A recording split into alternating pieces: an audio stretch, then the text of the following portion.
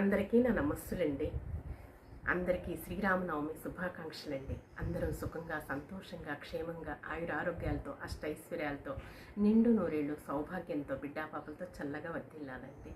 శ్రీరామ రామ రామేతి రమే రామే మనోరమే సహస్రనామ తత్తుల్యం రామనామ వరానని.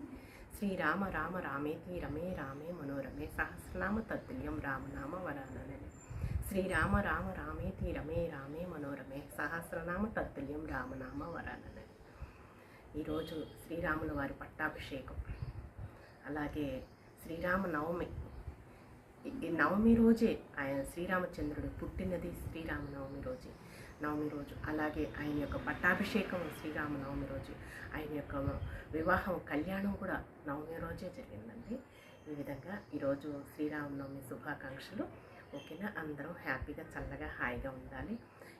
మనము గార్డెన్స్ వెంకటేశ్వర స్వామి దేవాలయానికి వెళ్ళిపోదామండి. అక్కడ శ్రీరాముని యొక్క రథయాత్ర ప్రారంభం జరుగుతుంది. ఇక కన్నుల పండుగగా ఆ స్వామిని, శ్రీరామచంద్రుని రామనామ జపంతో మనమంతా కూడాను ధ్యానం చేసుకున్నాము, ప్రార్థన చేసుకున్నాము. రామనామంతో, రామనామానికి ఉన్నంత మహిమ, గొప్పతనం ఏ నామానికి ఉండదండి. అంత చక్కగా ఉంటుంది. ఓకేనా? ఇంకెందుకు మరి, వెళ్ళిపోదాం త్వరగా. వెంకటేశ్వర స్వామి దేవాలయం గార్డెన్స్ అండి.